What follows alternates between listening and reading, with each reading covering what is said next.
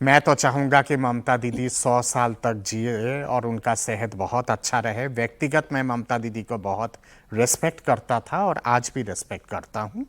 पर तमाम चीज़ें जिस तरह का हुआ है पिछले 15 साल में, उसी के चलते आज इस तरह का दुर्दशा वहाँ पे है और ऐसा चीज़ें हैं। कल जो कुछ हुआ है स्ट्रांग रूम के सामने और एक वीडियो जो लगातार सामने आ रही है, अगर टीएमसी को लगता है कि ये सही में गड़बड़ी हुआ है, then they should go to the Honorable Supreme Court or to the Calcutta High Court। जैसे कल आपके कल्याण बनर्जी जी कलकत्ता हाई कोर्ट पे गए थे आरोप लगाते हुए कि सेंट्रल डिपार्टमेंट के लोग ही क्यों होंगे काउंटिंग के केंद्र पे, स्टेट के जितने सारे ऑफिशियल्स है वो क्यों नहीं। तो कलकत्ता हाई कोर्ट ने बिल्कुल खारिज कर दिया और सुनने से ही इनकार कर दिया उस पिटीशन को। मैं दावे के साथ कह सकता हूं कि ये वीडियो को लेके भी अगर कलकत्ता हाई कोर्ट पे या फिर सुप्रीम कोर्ट पे जाएंगे, वही होगा कि बिना किसी तरह का सुनवाई किए अपने आप खारिज हो जाएगा कि ये वीडियो कहीं ना कहीं पे मॉर्फेड वीडियो लगता है, या तो फिर ये वीडियो के पीछे कोई तथ्य नहीं है, कोई आधार नहीं है। मैं तो ये कह रही हूँ सर, वीडियो सही हो चाहे गलत हो, अगर सही है तो ममता बनर्जी की चिंता जायज है, लेकिन अगर वीडियो गलत है तो फिर ये जो सब कुछ हमें दिख रहा है ये ड्रामा है। लेकिन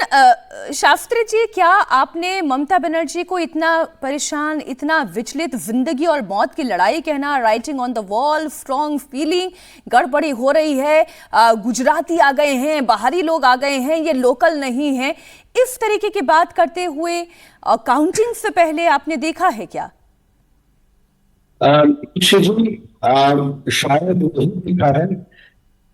लेकिन कहना चाहता हूं यहाँ इधर, ये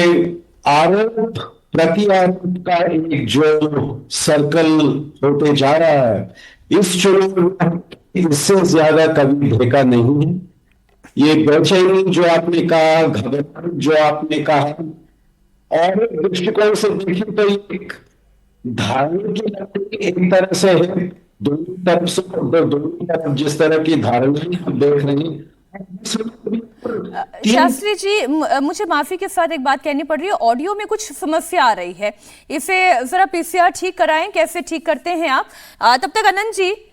काउंटिंग प्रभावित हो रही है, बाहर से लोगों को बुला लिया गया है, ये यहाँ के लोग नहीं हैं, ये बंगाली गुजराती नहीं है, ये गुजरात से आकर लोग खड़े हो गए हैं, जय बांग्ला के नारे, मैं अभी बोलूंगी तो 10,000 लोग आकर खड़े हो जाएंगे। ममता बनर्जी क्या कर रही हैं और क्यों कर रही हैं? मीनाक्षी जी, देखिए, मैं पहले दिन से, जब से बंगाल चुनाव सामने आया, तब से मैं ये कह रहा हूं कि ममता बनर्जी इस बार थोड़ी सी फ्रस्ट्रेटेड लग रही हैं। पता नहीं क्यों, मतलब बौखलाना शब्द थोड़ा हार्श हो जाएगा, इसलिए मैं उस शब्द का उपयोग नहीं करता हूं, लेकिन वो पता नहीं क्यों कहीं ना कहीं से उनके मन में एक फ्रस्ट्रेशन दिखाई देता है, उनके हाव भाव में, उनके क्रियाकलापों में, चाहे वो वोटिंग का दिन हो या चुनाव के जब कैंपेन चल रहा था उस समय की बात हो। तब भी देखिए, ममता बनर्जी के बयानों को अगर आप एनालाइज करें और 2021 के चुनाव से उसको जोड़कर देखें, तो ममता बनर्जी कभी भी अपने आप को इस तरह से इस पिच पर महसूस नहीं कर रही थी। तो कहीं ना कहीं तो मीनाक्षी जी कुछ ऐसा हुआ है जिसका एहसास, जिसका अनुमान ममता बनर्जी को है। जाहिर सी बात है, उस अनुमान के प्रकटीकरण में ही इस तरह की बातें सामने आती है कि मैं 2 रात से सोई नहीं हूं, मैं पता नहीं क्या कर रही हूं, मैं एक आवाज पर इतने लोग आ जाएंगे, मैं रात भर जगी रहूंगी, या चुनाव जिस दिन मतदान हो रहा था उस दिन बूथ बूथ पर जाना, पता नहीं कुछ ना कुछ तो इंगित कर ही रहा है, कुछ ना कुछ तो संदेह दे ही रहा है।